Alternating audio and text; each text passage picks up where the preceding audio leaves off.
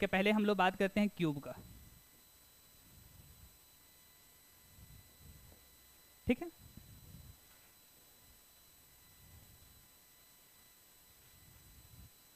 Cube का all face जो होता है ना, वो कैसा होता है? स्क्वायर के जैसा होता है।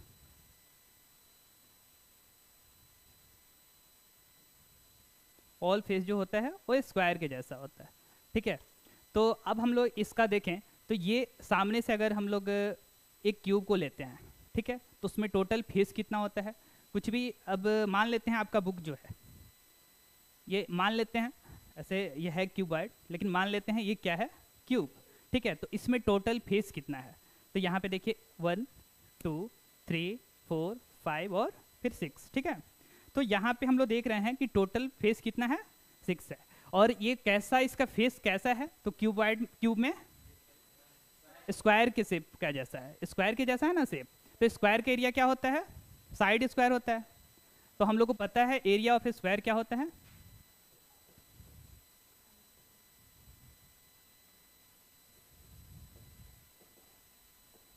साइड स्क्वायर होता है, ठीक है। मीन्स साइड को अगर मान लेते हैं 1 या फिर ए मान लेते हैं तो ए स्क्वायर हो गया, ठीक है, ए स्क्वायर हो गया।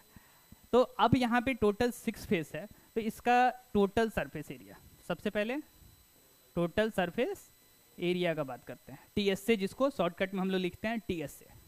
Total surface area, total surface area क्या हो जाएगा? 6। और फिर ऑल साइड जो है स्क्वायर के जैसा है, तो फिर उसको हम लोग क्या लिखेंगे? ए स्क्वायर लिखेंगे, क्योंकि एरिया ऑफ स्क्वायर क्या होता है? ए स्क्वायर। तो 6 ए स्क्वायर इसका एरिया हो गया, टोटल सरफेस एरिया हो गया। अब यहाँ पे इसका यूनिट का बात करते हैं, ठीक है। यूनिट भी तो पता होना चाहिए। तो यूनिट क्या है होता है? तो सेंटीमीटर स्क्वायर, फिर मीटर स्क्वायर, ये सब हो सकता है, क्योंकि स्क्वायर यूनिट में इसका एरिया होता है, स्क्वायर यूनिट, ठीक है। किसमें? स्क्वायर यूनिट में। जैसे क्यों स्क्वायर यूनिट में होता है? तो यहाँ पे अगर हम लोग देखें तो ये क्या है? 6 ए इंटू ए, मीन साइड कितना है? 2 है। तो अगर इसका यूनिट हम लोग सेंटीमीटर लेते हैं तो 6 इंटू, अब इसका यूनिट ए सेंटीमीटर हो गया, और फिर ये भी ए सेंटीमीटर हो गया। तो ये क्या हो जाएगा? 6 ए स्क्वायर सेंटीमीटर स्क्वायर, ठीक है।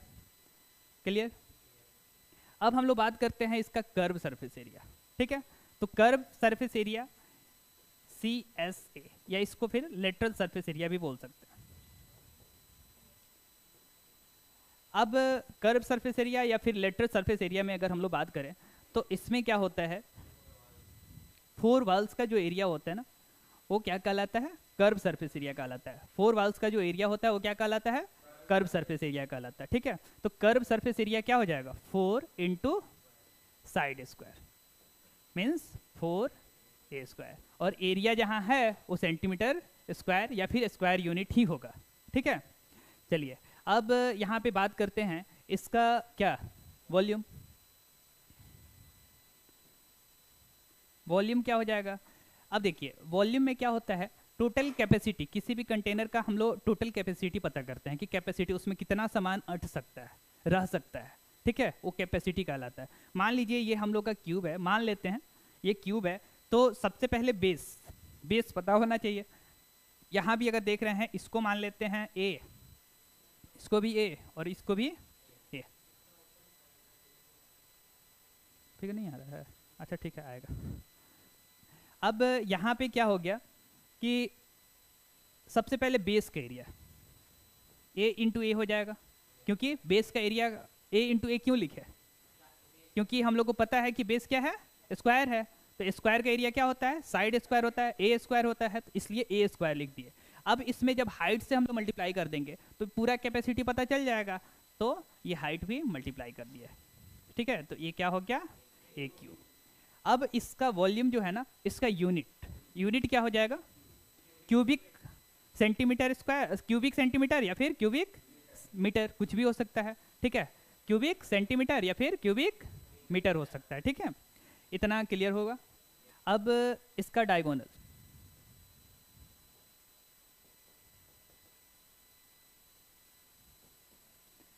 इसका डायगोनल हम लोग अगर निकालते हैं तो ये क्या हो जाएगा? रूट अंडर ए स्क्वायर प्लस ए स्क्वायर होगा। ऐसा क्यों होगा तो फिर बाद में बताएंगे, जब क्यूबॉइड भी बता देंगे तो उस टाइम क्लियर पता चल जाएगा।